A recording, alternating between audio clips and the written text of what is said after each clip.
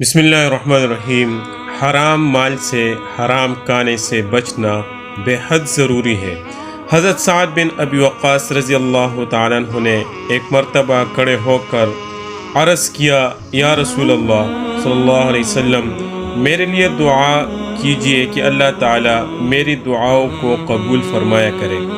تو اللہ کے نبی صلی اللہ علیہ وسلم نے فرمایا، اے سعد، پاک چیزیں اور حلال لقمے کھاتے رہو، اللہ تعالیٰ تمہاری دعائیں قبول فرماتا رہے گا۔